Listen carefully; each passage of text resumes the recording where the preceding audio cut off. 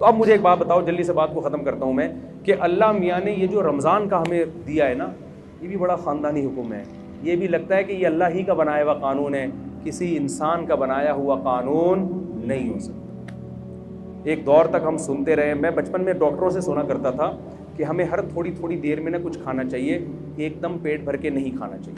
मुझे शुरू से ये बात मेरी खोपड़ी में नहीं आती थी, ये नेचर के ख़िलाफ़ है। एक डॉक्टर साहब के पास गए, मेरा पेट ख़राब है, उन्होंने कहा, डॉक्टर साहब ने कहा कि देखें थोड़ा सा खाएं, 2 आने वाले, फिर आधे घंटे बाद फिर थोड़ा सा खाएं, 2 या 3 जितने अफोर्ड कर सकें, फिर थोड़ा खाएं। मैंने कहा, डॉक्टर साहब हमारी बकरी को तो मैंने इस स्टाइल में देखा है, कभी किसी इंसान को मैंने इस तरह खाता हुआ नहीं। अगर ये नेचुरल होता तो सबसे पहले मोहम्मद सल्लल्लाहु अलैहि वसल्लम का तरीक़ा होता, जो अल्लाह के पैगंबर थे। आपका कोई काम नेचर के ख़िलाफ़ नहीं था। वहाँ तो 2 खाने मिलते, नाश्ता भी नहीं मिलता हमें, बुक रहता हूँ आशिया। आप सल्लल्लाहु अलैहि वसल्लम दोपहर से पहले खाया करते थे सहाबा के दौर में, और मगरिब के बाद खाया करते थे। ये 2 टाइम थे खाने के। नाश्ते का लफ्ज़ अरबी डिक्शनरी में आपको नहीं मिलेगा, हालांकि अरबी बड़ी फसी और बलीग ज़बान है। फतूर जो आज अरबी में है, ये जदीद अरबी में है, फतूर नाश्ते को कहते हैं। कदीम अरबी में नाश्ते का लफ्ज़ बोले नहीं। बल्कि मैं और आपकी जनरल नॉलेज के लिए एक बात बताऊं, अंग्रेज़ के बर्रे सगीर में आने से पहले आपको अपने बाप दादा की डिक्शनरी में भी नाश्ते का लफ्ज़ नहीं मिलेगा। ये अंग्रेज़ों ने नाश्ता मुतारिफ करवाया है। समझ में आ रही है बात कि नहीं आ रही? तो ये था ही नहीं, ये मुसलमानों में आया गोरों के आने के बाद है। चाय भी, सिगरेट भी, गुटके भी, पान भी, ये सारी चीज़ें ये अंग्रेज़ों के आने के बाद आई हैं। वरना मुसलमान कल्चर इन तमाम चीज़ों से क्या था, पाक था। वो जानते ही नहीं थे ये क्या होता है। तो चाय पिए ना, मैं भी पीता हूँ, मैं ये नहीं कि छोड़ दें आप, या पिए ना पिए वो आपका हेडेक है। बताने का मकसद ये कि ये सारी चीज़ें हमारे ये बाद में आई हैं, ये हमारा कल्चर नहीं है। तो उनमें नाश्ता भी बाद में आया है। 2 टाइम का खाना है। अब सुना है डॉक्टर वो यही कह रहे हैं कि 2 टाइम खाया करो, तमीज़ का खाना यही होता है 2 टाइम। वल्लाहु आलम, ये डॉक्टरों की फील्ड है कि डॉक्टर साहब से ही पूछें आप। तो अब आपको पता है मुस्लिम फास्टिंग के नाम पे एक बड़ी तहरीक चल रही है डॉक्टरों की तरफ से। 16-16 घंटे की फास्टिंग, ख़ास तौर पर जिनके वेट ज़्यादा हैं। ज़्यादातर तो के वेट क्या हैं, ज़्यादा ही है ना मेरा ख्याल।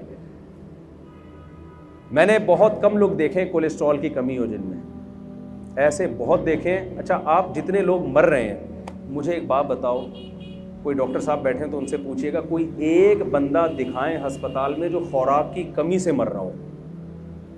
कोई है ऐसा बंदा? कितनी महंगाई हो जाए, कितनी गुर्बत हो जाए, डॉलर कितना ही ऊपर चला जाए, फिर भी भूख से मरने वालों का रेशो हमारे सोसाइटी में कम है, खा के मरने वालों का रेशो।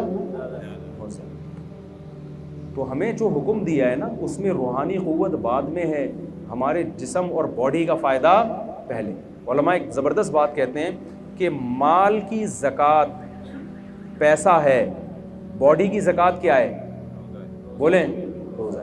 जैसे माल की ज़कात देने से हदीस में आता है कि ये मैल कुचैल है जो आपके माल से निकल जाता है, तो इसी तरह बॉडी की ज़कात से भी आपकी बॉडी का मैल कुचैल क्या होता है, रोज़े के ज़रिए निकल जाता है। ये अल्लाह की बहुत बड़ी हम पर नेमत और रहमत है। और इसमें ये तो जिस्मानी फ़ायदा है, रूहानी फ़ायदा क्या है, ये बहुत अहम है। कुरान क्या कहता है, लअल्लकुम तत्तकून, ऐ ईमान वालों तुम पे रोज़े फ़र्ज़ किए गए ताकि तुम्हारे अंदर तक़वा पैदा हो। तक़वा अरबी में कहते हैं बचने को। देखें, आज कामयाबी इसे समझा जाता है कि आपकी सारी ख्वाहिशात पूरी हो जाएं। ये बहुत बड़ी भूल है। जिन लोगों की सारी ख्वाहिशात पूरी होती हैं वो डिप्रेशन के मरीज़ बनते हैं और बिल आखिर वो ख़ुदकुशी की तरफ उनकी तबीयत माइल होती है। इंसान की बॉडी को अल्लाह ने ऐसा बनाया है कि एक ख्वाहिश पूरी हुई, वो 4 ख्वाहिशें पैदा करके ख़त्म होती है।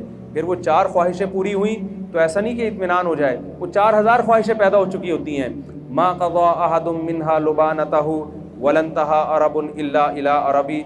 शायर कहता है दुनिया में किसी की एक ख्वाहिश पैदा होती है, हज़ारों अंडे बच्चे दे के जाती है वो ख्वाहिश।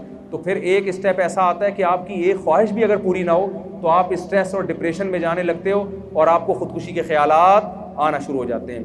यूरोप में आप जाएं, जिस मुल्क में सबसे कम टेंशन है वहीं टेंशन का रेशो सबसे ज़्यादा है। नहीं यारी बात, मेरा ख्याल है आपकी सारी ख्वाहिशात अगर पूरी हो जाए ना तो इससे टेंशन कभी भी ख़त्म नहीं होती। इससे टेंशन क्या होती है? क्योंकि आप में मज़ीद ख्वाहिशात जन्म लेती हैं और आपके अंदर जो रेजिस्टेंट पावर है ना ख्वाहिशात पे कंट्रोल करने की, अपनी मनमानी ज़िंदगी के ख़िलाफ़ चलने की, वो सलाहियत आपके अंदर ख़त्म हो जाती है।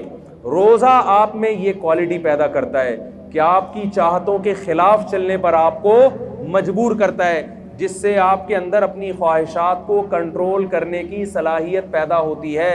क्योंकि इंसान की जो सबसे बड़ी और नेचुरल ख्वाहिश है ना, जिसे हर शख्स बल्कि हर जानवर भी पूरा करना चाहता है, वो है खाना और पीना। हर चीज़ इंसान से बर्दाश्त होती है, खाने और पीने की चाहत पे कंट्रोल करना इंसान से बर्दाश्त नहीं होता। समझ में आ रही बात की? तो इस्लाम ने 1 महीने के लिए क्या कह दिया? जो आपकी सबसे मरगूब चीज़ थी ना, खाना और पीना, उसी पे पाबंदी लगा दी। तभी आप देखें रोज़े में कितना अजीब सा होता है इंसान। सुबह ऑफिस जाने का दिल नहीं कर रहा क्योंकि वो जो चाय पी के जाने की आदत थी वो चाय क्या हो गई। और टाइम कैसा रखा है खाने पीने का? ऐसा टाइम खाने का रखा है जो दुनिया में कोई भी उस टाइम पे नहीं खाता। यानी अल्लाह मियाँ ने इजाज़त दे भी दी ना खाने की, तो एक सहरी के टाइम पे खाओ। आप मुझे बताओ, आप अपने बच्चे का वलीमा कर रहे हो, लोगों को कार्ड छपवाओ, लोग पूछें भाई कितने बजे आना है, आप कह सकते हो भाई 2 बजे खाना होगा, 4 बजे भी हो जाता है, लोग असर के बाद भी कर देते हैं क्या चाय समोसे हो जाएंगे। आप रात को भी लेट नाइट भी कर देते हैं 12:30। कभी आपने देखा 3:30 बजे आपने कार्ड पे छपाया हो? ये हमारे बच्चे की शादी है, वलीमा है, और टाइम क्या है? सुबह। तो आप कहोगे भाई आप खाओ, आपका बच्चा खाए, हम अपने घर में इज्जत के साथ सो रहे। कितनी टेंशन दे दी अल्लाह ताला ने कि खाने की टाइमिंग ऐसी रखी है कि दुनिया में कोई भी उस टाइम पे खाता नहीं है, ताकि ये अपनी ख्वाहिशात के खिलाफ चले। 1 महीना की ये ट्रेनिंग है। और एक गोरे ने बताया, हमारे एक रिलेटिव, गोरे ने पूछा ना तुम रोज़ा क्यों रखते हो? उन्होंने कहा कि यार पूरी दुनिया के मुसलमान रखते हैं। उसने कहा यार ये अकल से बालातर है कि इतनी टेंशन करोड़ों लोग 1 महीने तक, जबकि गवर्नमेंट की तरफ से कोई लॉ भी नहीं है, इस पर अमल कैसे कर लेते हैं? मैं आपको दावे से कहता हूं अगर इस्लाम ये हुक्म ना देता ना और यूनाइटेड नेशन की तरफ से लॉ पास हो जाता कि पूरी दुनिया में सिर्फ 1 करोड़ लोग 1 महीना भूखे रहेंगे, मैं कहता हूं 1 करोड़ तो दूर की बात, 1 लाख भी इस कानून पे अमल ना करते, चाहे कितने इनामात लगा देते। ये आसान काम नहीं है। ये मोहम्मद सल्लल्लाहु अलैहि वसल्लम की सदाकत का पर लोगों को इत्मीनान है कि आपने जो ऑर्डर दिया ये ऑर्डर किसकी तरफ से है? खुदा की तरफ से। तो ये जब तक अल्लाह का कॉन्सेप्ट ना होता और अल्लाह के अजर का तसव्वुर ना होता, करोड़ों लोगों का 1 महीने तक अपने लाइफ स्टाइल को चेंज कर देना ये मुमकिन नहीं था। ऐसा ऑर्गेनाइज होना मुमकिन ही नहीं था। तो रमज़ान खुद इस्लाम के और मोहम्मद सल्लल्लाहु अलैहि वसल्लम के बरहक होने की एक बहुत बड़ी दलील है। अब आखिरी बात ये कि अल्लाह ने हमें हमारी ख्वाहिशात पे जो कंट्रोल करवाया है रमज़ान में, उसकी हिकमत अल्लाह ने बयान की ताकि तुम्हारे अंदर बुराइयों से बचने की सलाहियत पैदा हो जाए। लेकिन अफसोस के साथ ये कहना पड़ता है कि जैसे हम रमज़ान से पहले होते हैं, रमज़ान के बाद भी बिल्कुल एज इट इज़ उसी तरह होते हैं। 1.001% भी हम में चेंजिंग नहीं आती। उसकी वजह यह है कि हम रमज़ान को रमज़ान समझ के और उसकी हिकमतों को सामने रख के गुजारते नहीं।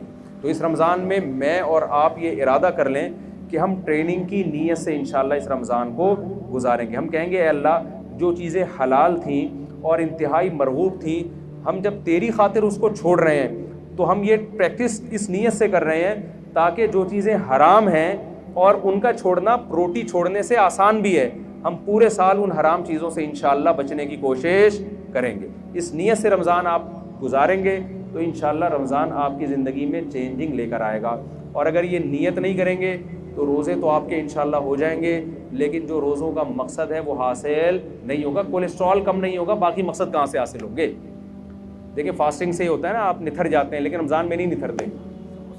उसकी वजह यह है कि जो आपने सुबह से लेकर शाम तक परहेज़ किया है, वो इफ्तारी में जो खाने की स्पीड और जिस किस्म की चीज़ें खाई जा रही होती हैं, तो रमज़ान में जो मादी हिकमतें हैं उन हिकमतों की ऐसी की तैसी हो जाती है। तो जैसे मादी हिकमतों की पकोड़े खाने और समोसे खाने से ऐसी की तैसी होती है, रूहानी हिकमतों की ऐसी की तैसी इससे भी ज़्यादा होती है। तो हमने मादी तौर पे भी अपने आप को पे कंट्रोल करना है और रूहानी तौर पे भी अपने आप पे कंट्रोल करने की कोशिश करनी है। अल्लाह ताला से दुआ है जो कुछ कहा सुना इसमें कमी कोताही अल्लाह माफ़ फरमाए, और जो सही बातें हुई अल्लाह उस पर हम सबको अमल करने की तौफीक अता फरमाए। व मा अलैना इल्ला